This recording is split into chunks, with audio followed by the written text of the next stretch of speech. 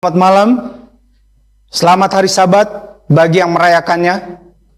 Kita bersyukur dan berterima kasih oleh karena malam hari ini kita masih bisa bersama-sama kembali. Di malam yang ke-10, kebaktian kebangunan rohani atau ibadah kebaktian kebangunan rohani dengan tema Walking with Jesus. Kita sudah ikuti dari malam ke malam. Malam pertama, kedua, sampai pada malam hari ini, malam yang ke-10 atau merupakan malam yang terakhir di acara kebaktian kebangunan rohani Walking with Jesus. Kerjasama antara Yayasan Cornelius dan juga Gereja Masih Advent Hari ke-7 Daerah Misi Papua. Malam hari ini kita akan membicarakan satu pelajaran yang penting setelah kita mengikuti pelajaran-pelajaran awal yang sudah kita ikuti dari malam ke malam. Dari malam yang pertama, kita sudah ikuti berjalan dalam kepastian. Berjalan dalam kepastian membicarakan tentang kitab suci atau Alkitab. Alkitab yang kita miliki. Alkitab saya dan juga Alkitab saudara-saudara yang berada di rumah masing-masing. Alkitab adalah buku yang luar biasa. Alkitab adalah buku yang sanggup mengubah dari yang tidak baik menjadi baik. Dan ada penekanan-penekanan khusus tentang pelajaran Alkitab ini yang merupakan firman Tuhan yang mengubah kehidupan kita untuk hidup dekat dengan Tuhan. Malam yang kedua, kita sudah ikuti juga pelajaran yang penting bagi kehidupan kita. Berjalan di dalam kebahagiaan, membicarakan tentang penciptaan yang sudah dibawakan oleh Bapak Yakob Tembesing. Membicarakan tentang bagaimana Allah menciptakan dari sesuatu yang tidak ada menjadi ada. Itu adalah malam yang kedua. Allah melihat bahwa segala sesuatu baik. Tetapi ketika dia menciptakan manusia, dia melihat dan dia katakan, sungguh amat baik.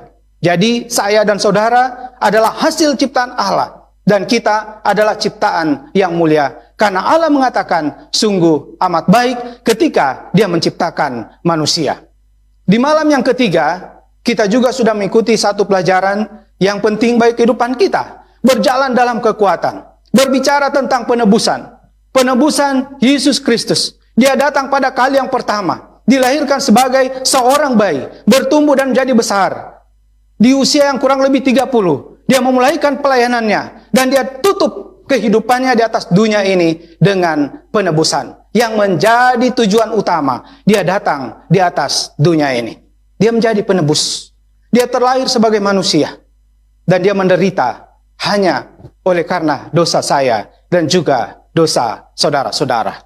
Di malam yang keempat, kita juga sudah mengikuti pelajaran tentang berjalan di dalam pengharapan. Ada pengharapan. Kedatangan Tuhan Yesus yang menjadi pengharapan saya dan juga saudara. Itulah yang kita tunggu-tunggu. Yesus datang pada kali yang kedua sebagaimana dia berjanji. Saat saya pergi, saya akan kembali menjemput kamu, membawa kamu ke tempatku, supaya di mana aku berada, disitulah kamu berada.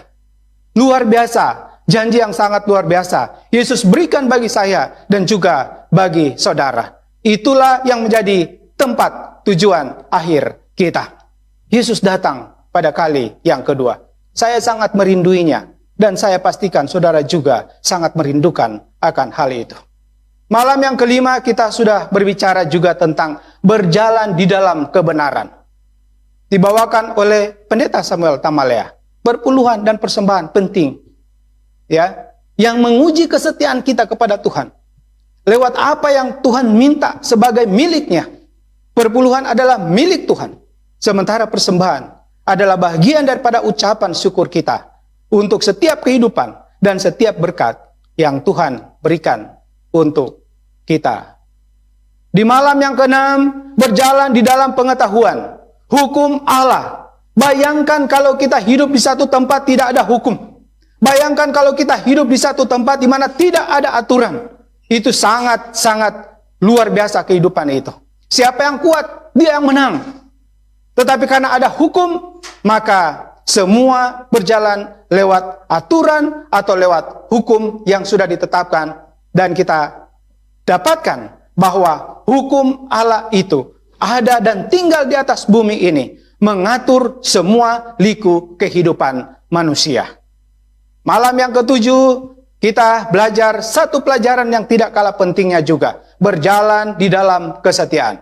Berbicara tentang hari Sabat Allah. Hari yang disiapkan oleh Allah. Hari yang dikhususkan oleh Allah. Hari yang dikuduskan oleh Allah. Yang harus dihormati dan harus diikuti oleh setiap manusia. Sabat adalah hari yang suci. Hari Tuhan.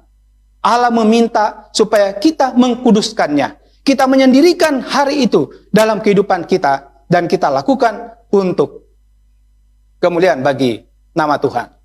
Malam yang ke-8, kita sudah berbicara tentang satu pelajaran. Berjalan dalam kekekalan. Kerajaan sorga. Tujuan akhir hidup kita di atas dunia ini adalah kerajaan sorga. Tidak ada tujuan yang lain. Kalau ada tujuan-tujuan yang lain, itu hanyalah tujuan yang sementara. Tetapi sesungguhnya tujuan akhir hidup kita adalah kerajaan sorga. Itulah yang menjadi akhir dari tujuan ketika kita ada di atas dunia ini. Di malam yang ke-9, kita juga sudah belajar tentang berjalan di dalam kedamaian. Kita belajar tentang menu, tentang makanan yang menyehatkan. Makanan yang membuat kita sehat secara jasmani. Tetapi ada juga makanan yang membuat kita sehat secara rohani. Itulah yang sudah kita ikuti. Dari malam pertama sampai malam yang ke-9 tadi malam. Dan malam ini merupakan malam yang terakhir. Atau malam yang ke-10. Dari kebaktian kebangunan rohani. Kerjasama antara Yayasan Cornelius dan juga daerah misi Papua dengan tema Walking with Jesus atau berjalan bersama-sama dengan Yesus. Saudara-saudara yang dikasihi oleh Tuhan Yesus Kristus dimanapun berada. Malam ini kita akan belajar satu pelajaran yang tidak kalah pentingnya juga dari pelajaran-pelajaran yang sudah kita ikuti dari malam pertama sampai pada tadi malam. Kita akan belajar berjalan dalam sukacita. Berjalan di dalam hati yang penuh dengan sukacita oleh karena Tuhan. Tanpa Tuhan hidup kita tidak ada sukacita. Terlebih khusus kita akan belajar satu hal di dalam kehidupan iman kita yang akan menuntun kita, membawa kita ke dalam kerajaan surga. Apakah itu? Pada satu ketika saya melihat seorang anak kecil, anak perempuan yang kurang lebih berusia 2 tahun, dia menuruni tangga gereja dengan begitu baik. Dia sangat lucu, dia berani, dan dia kelihatan mandiri. Satu demi satu anak tangga yang tinggi itu dia turuni. Dan ditapakinya dengan penuh tekad. Dia berusaha tanpa bantuan siapapun. Dia turun satu persatu tangga itu, dan pada akhirnya dia berhasil. Ketika saya melihat, saya tersenyum. Saya membayangkan dalam pikiran saya bahwa anak ini, apa sebenarnya yang ada di dalam pikirannya? Kenapa dia tidak takut? Pertanyaan yang penting yang saya tanyakan pada saat itu adalah kenapa anak ini dia tidak merasa takut ketika dia turun dari tangga itu. Satu persatu anak tangga gereja, dia turun dan dia boleh tiba di bawah. Ternyata, saudara-saudara, di bagian belakang daripada anak kecil ini ada seorang ibu yang sementara mengawasi dia dengan sigap. Ibu ini memperhatikan dengan teliti. Dia memperhatikan dengan baik setiap tapak kaki, setiap turunan tangga yang dijalani oleh anak kecil ini. Dan tangannya siap untuk menangkap ketika dia akan terjatuh. Hal ini sangat tepat menggambarkan tentang kesiapan Allah untuk menolong anak-anaknya di tengah-tengah perjalanan kehidupan mereka yang diwarnai oleh berbagai-bagai persoalan, berbagai-bagai masalah di dalam kehidupan. Itu adalah gambaran bahwa Allah sigap, Allah siap untuk menolong kita, menangkap kita, memegang kita dengan tangan kanannya yang kuat. Allah siap untuk menolong saya dan juga saudara di dalam keselamatan ke depan. Di dalam Alkitab, ayat Alkitab menuliskan kepada kita pada saat ini. Kisah pasal 4 ayat 12. Keselamatan tidak ada dalam siapapun selain di dalam Dia. Sebab di bawah kolong langit ini tidak ada nama yang lain. Jadi keselamatan itu hanya ada di dalam Tuhan Yesus Kristus. Tidak ada keselamatan di dalam nama yang lain. Oleh sebab itu ketika kita berdoa, kita tidak berdoa di dalam nama siapa-siapa. Tetapi kita berdoa hanya di dalam satu nama saja. Nama siapa? Nama Tuhan Yesus Kristus. Karena kita tahu bahwa di dalam nama Yesus ada keselamatan di dalamnya. Itulah yang kita pelajari dari malam ke malam sampai pada malam ini yang merupakan malam terakhir. Walking with Jesus. Berjalan bersama-sama dengan Yesus. Yesus siap, Yesus sigap untuk menangkap kita ketika kita akan terjatuh. Yesus siap untuk memegang kita. Yesus siap untuk menolong kita ketika kita akan terjatuh. Kita siap untuk berjalan dengan Yesus dengan penuh sukacita. Mari kita ikuti. Itu berarti bahwa kita harus mengenal Yesus lebih dekat lagi. Kalau kita mau berjalan bersama dengan Yesus dengan penuh sukacita, maka kita harus banyak mengetahui tentang Dia. Kita harus belajar dan belajar. Kita harus mengorek begitu banyak hal tentang Dia, tentang Yesus yang pernah hidup di atas dunia ini, yang pernah tinggal bersama-sama dengan manusia, dan telah mati menjadi penebus manusia, telah kembali ke surga dengan satu janji, aku akan datang kembali. Ada janji yang indah yang ditinggalkan, aku akan datang kembali, menjemput kamu, dan membawa kamu ke tempatku, dan akan tinggal bersama-sama dengan Dia. Luar biasa, saudara-saudara, yang dikasihi oleh Tuhan Yesus Kristus. Pertanyaan penting, apa yang Yesus ajarkan dan apa yang dipraktekkannya, yang perlu kita tahu. Mengapa kita perlu mengenal Dia? Mengapa perlu kita ikuti Dia? Apa sih yang Yesus ajarkan dan apa yang dipraktekkan selama Dia hidup di atas dunia ini? Inilah yang harus kita tanyakan di dalam kehidupan kita. Apa yang Yesus ajarkan dan apa yang dipraktekkan di dalam kehidupannya. Yohanes pasal 3 ayat 1. Seorang Farisi yang bernama Nikodemus, seorang pemimpin agama Yahudi, dia datang kepada Yesus pada waktu malam dan berkata, "Rabi, kami tahu bahwa engkau datang sebagai guru diutus Allah, sebab tidak ada seorang pun yang dapat mengadakan tanda-tanda yang engkau adakan itu jika Allah tidak menyertainya." Nikodemus adalah seorang pembesar. Nikodemus kalau saat ini dia boleh disebut sebagai anggota MPR atau anggota DPR. Dia melihat kehidupan Yesus. Dia mengikuti Yesus dari belakang. Dia melihat apa yang Yesus lakukan. Dia tertarik untuk mengikuti Yesus. Tetapi dia ragu, dia takut. Sehingga dia memutuskan untuk datang bertemu dengan Yesus pada malam hari, bukan pada siang hari. Yesus sudah tahu itu. Karena Yesus mengenal semua manusia. Yesus mengenalnya. Termasuk Nikodemus. Kita lihat ayat selanjutnya. Yohanes pasal 3 ayat 3. Yesus menjawab katanya, "Aku berkata kepadamu, sesungguhnya jika seorang tidak dilahirkan kembali, ia tidak dapat melihat kerajaan Allah." Kata Nikodemus kepada Yesus, "Bagaimana mungkin seorang dilahirkan kembali kalau ia sudah tua? Dapatkah ia masuk kembali ke dalam rahim ibunya dan dilahirkan lagi?" "Yesus, saya sudah tua. Yesus, haruskah saya masuk kembali ke dalam rahim ibu saya supaya saya dilahirkan kembali?" Apakah maksud Yesus seperti itu? Bukan. Tidak seperti itu. Tetapi yang Yesus maksudkan adalah, sesungguhnya jika seorang tidak dilahirkan dari air dan roh, ia tidak dapat masuk ke dalam kerajaan Allah. Ini yang Yesus maksudkan. Lahir dari air dan roh.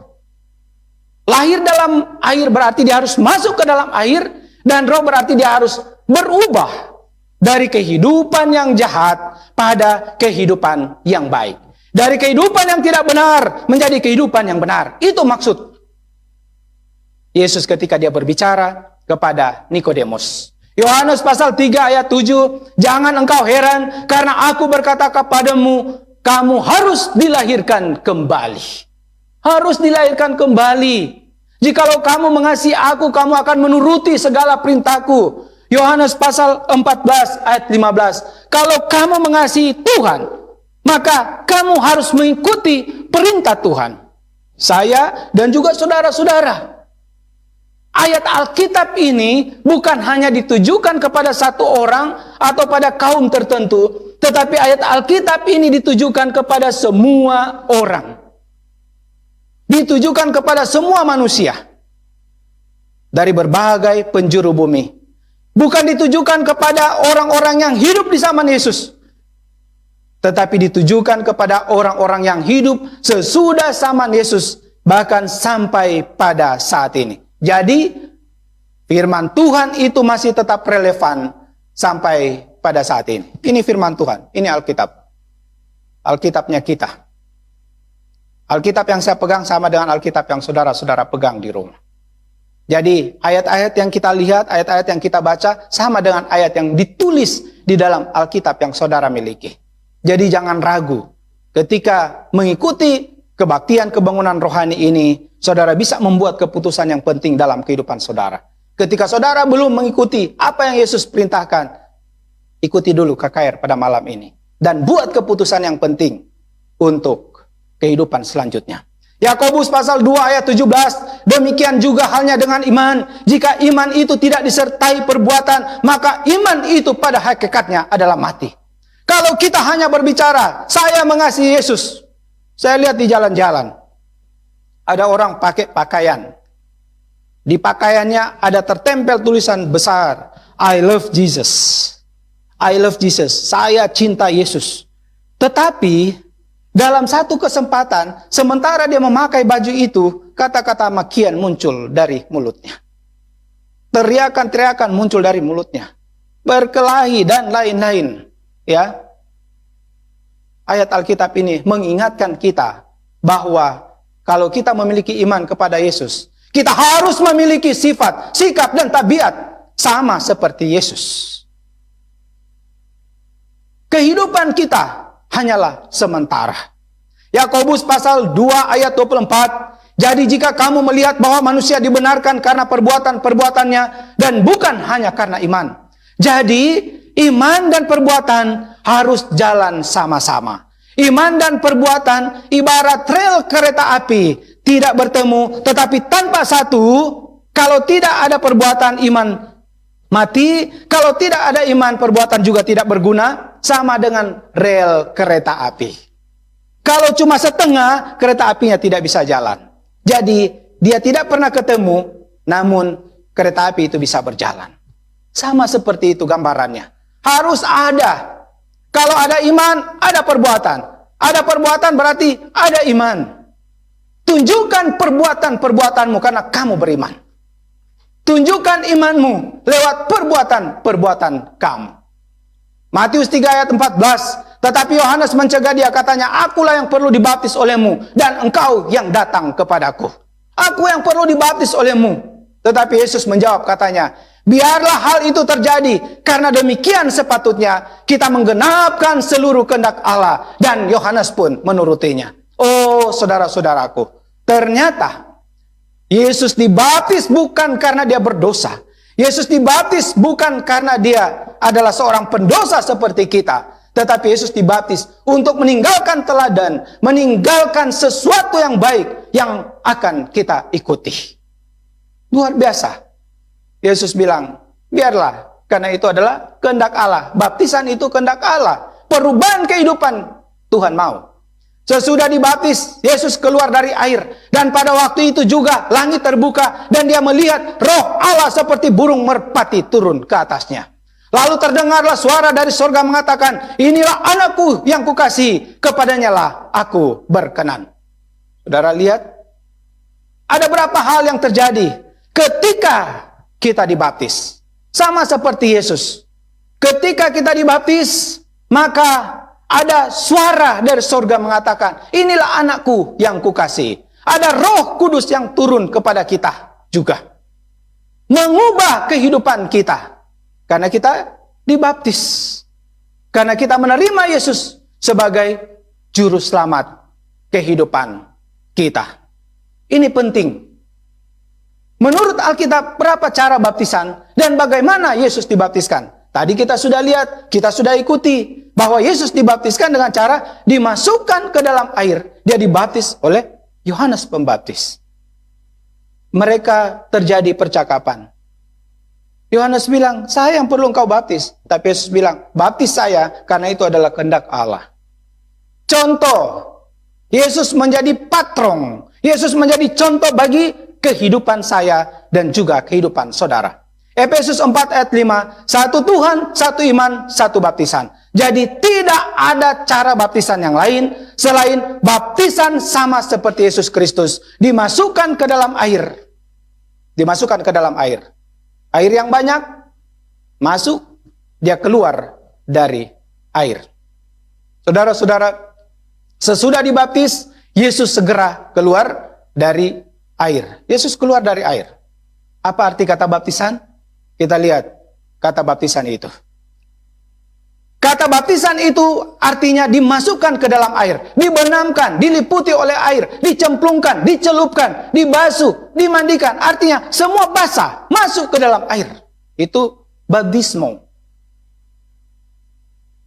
Arti daripada kata baptisan itu sendiri. Apakah baptisan suatu keharusan? Ya, harus. Markus 16 ayat 16, siapa yang percaya dan dibaptis akan diselamatkan, tetapi siapa yang tidak percaya akan dihukum. Apakah baptisan punya arti? Ya, punya arti. Dengan demikian kita telah dikuburkan bersama-sama dengan dia oleh baptisan dalam kematian, supaya sama seperti Kristus telah dibangkitkan dari antara orang mati. Kemuliaan Bapa, demikian juga kita akan hidup dalam hidup yang baru. Kematian, kita mati, dikuburkan, dan dibangkitkan. Apa syarat baptisan? Diajar, percaya, bertobat. Ada banyak hal. Ketika mereka mendengar hal itu, mereka memberi diri mereka dibaptis di dalam nama Tuhan Yesus. Kisah pasal 19 ayat 5. Umur berapa seorang pantas dibaptis? Ketika dia sudah dapat membedakan mana yang baik dan mana yang tidak baik. Kalau dia belum tahu, jangan dibaptis. Lukas 9 ayat 26, sebab barang siapa malu karena aku dan karena perkataanku, anak manusia juga akan malu karena orang itu. Kalau kita malu untuk mengikuti arahan Yesus, maka Yesus bilang, aku malu. Bagaimana dengan keputusan kita sekarang? Kisah 22 ayat 16. Dan sekarang mengapa engkau masih ragu-ragu? Bangunlah, berilah dirimu dibaptis, dan dosa-dosamu disucikan sambil berseru kepada nama Tuhan. Panggilan buat saya dan saudara pada saat ini.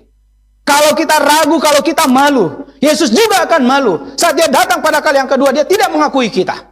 Tetapi ketika kita menerima dia, panggilan malam ini adalah mengajak saya dan saudara yang belum mengambil keputusan, yang telah mengikuti kebaktian kebangunan rohani, walking with Jesus, dari malam pertama sampai malam ini yang merupakan malam terakhir. Adakah di antara kita yang mau, yang rindu, yang ingin untuk mengambil bagian dari apa yang Yesus sudah buat kurang lebih 2000 tahun yang lalu? Apakah ada? Buat keputusan yang tepat. Karena hidup ini hanya sementara. Hidup hanya dipinjamkan. Hidup ini hanya ada saat ini.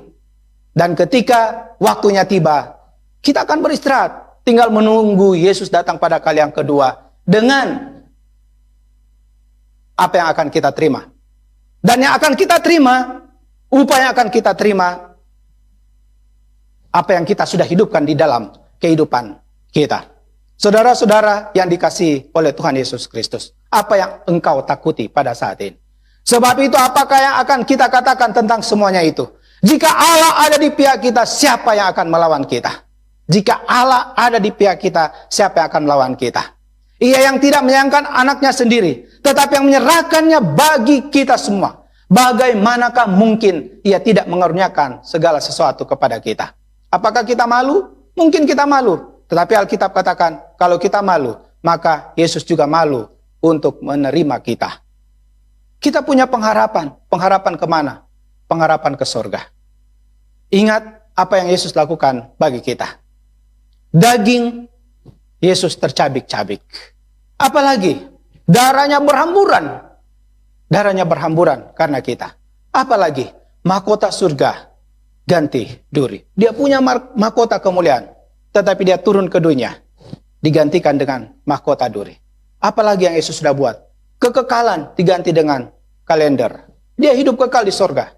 Tetapi ketika dia turun ke dunia untuk menjadi penebus saya dan saudara, berganti dengan kalender, hidup sementara. Tapi dia sudah mati, dia bangkit, dan dia sudah ada di sorga pada saat ini. Dan dia berjanji, dia akan datang kembali. Dia adalah Allah, tapi dia telah menjadi manusia. Apalagi yang Yesus buat bagi kita? Dia dicambuk, tapi dia tidak melawan. Ya, luar biasa. Dia dihina, tapi dia tidak balas menghina. Dia dimaki-maki, dia tidak membalas memaki-maki sama seperti kita. Kalau kita dimaki, mungkin kita akan membalas untuk memaki. Dia diludahi, tapi dia tidak membalas untuk meludah kepada orang lain. Dia mati, dia hidup, dia bangkit, dan dia ada di surga pada saat ini. Maukah saudara membuat keputusan pada malam hari ini? Panggilan saya adalah, mari buat keputusan yang penting sehubungan dengan kehidupan kita. Sehubungan dengan apa yang akan kita lakukan. Sehubungan dengan hidup kita. Sehubungan dengan kekekalan yang menjadi tujuan hidup akhir kita. Ketika kita bertanya berapa luas kasihnya pada kita, jawabannya adalah seluas dia membentangkan tangan kanan dan tangan kiri saat dia mulai dipakukan di atas kayu salib. Ketika kita bertanya, apa arti kayu salib? Kayu salib adalah cara terbaik dan jalan terindah untuk bisa kita melangkah bersama dia ke dalam kerajaan sorga. Kayu salib adalah tanda pengampunan. Kayu salib adalah tanpa menurunkan sedikit pun standar keselamatan yang Allah bagikan bagi manusia. Dan kayu salib adalah tanda bahwa kita harus berhenti sejenak dan dengarkan bisikan sorga. Aku ada hanya untukmu. Maukah saudara menerima panggilan Tuhan pada malam hari ini? Jika saudara mau menerima panggilan Tuhan, jika saudara rindu untuk menjadi bagian di dalam kerajaan sorga, ingat bahwa Yesus telah diolok-olok. Dia menanggung segala dosa kita. Ingat bahwa Yesus telah disesa, menanggung segala dosa kedagingan kita. Ingat bahwa mahkota kekekalan diganti dengan mahkota duri. Dia menanggung dosa pikiran kita. Dia pikul salib, dia menanggung segala kesombongan kita. Dia dipaku, dia menanggung dosa tangan dan kaki kita. Tangan dan kaki kita yang selalu membuat kesalahan, dia sudah tanggung semua itu. Saudara-saudaraku, buatlah keputusan pada malam hari ini. Panggilan Yesus buat kita pada malam hari ini adalah kita membuat keputusan penting sehubungan dengan kehidupan kita di masa yang akan datang nanti. Saya berharap sebagaimana Yesus mau berharap kepada kita. Keputusan yang penting yang bisa kita buat pada malam ini, menerima dia sebagai juru selamat pribadi. Dan ketika kita membuat keputusan itu, kita bawa hati kita kepada Tuhan. Kita bawa pikiran kita kepada Tuhan. Dan kita mengambil keputusan untuk menerima dia sebagai juru selamat. Dan kita siap untuk dibaptiskan pada besok hari. Kiranya Tuhan yang punya saya, ajakan Tuhan malam ini jangan kita tutup telinga kita. Tetapi kita akan membuka telinga kita akan membuka hati kita. Dan kita mengambil keputusan yang penting untuk besok. Kiranya Tuhan yang punya saya, Tuhan yang punya saudara, Tuhan yang punya kita semua, yang memberikan keselamatan dengan cuma-cuma. Tuhan memanggil kita pada saat ini untuk mempersiapkan diri bertemu dengan dia nanti. Tuhan Yesus memberkati kita. Amin. Mari kita tunduk kepala dan kita berdoa. Ya Tuhan Allah Bapa kami di dalam kerajaan sorga, kami datang padamu pada malam hari ini. Kami bersyukur dan berterima kasih oleh karena berkat kasih, cinta, dan sayang Tuhan yang selalu menjadi bagian hidup kami. Tuhan, terima kasih karena Engkau telah memelihara, membimbing, dan menuntun kami. Sehingga kami dapat mengikuti acara kebaktian kebangunan rohani dari malam pertama sampai malam yang ke-10 yang merupakan malam terakhir saat ini. Kami sudah mendengarkan firman Tuhan yang begitu indah, menguatkan. Dan malam ini kami harus membuat satu keputusan yang penting untuk hidup lebih dekat dengan Engkau. Mengambil keputusan yang penting untuk menerima baptisan kudus sebagaimana Yesus dibaptiskan di waktu yang lalu. Tuhan, kuat dan teguhkan hati kami. Biarlah pengharapan kami ketika Engkau datang pada kali yang kedua. Kami akan berjalan bersama-sama dengan Engkau. Kami akan berjalan dengan penuh sukacita bersama-sama dengan Tuhan. Terima kasih, karena Tuhan mendengar serta menjawab doa kami. Terimalah kami sebagaimana kami ada ya Tuhan, karena kami berdoa dan alaskan doa ini hanya di dalam nama Tuhan Yesus, yang adalah Allah Tuhan dan Juru Selamat kami yang hidup. Haleluya. Amin.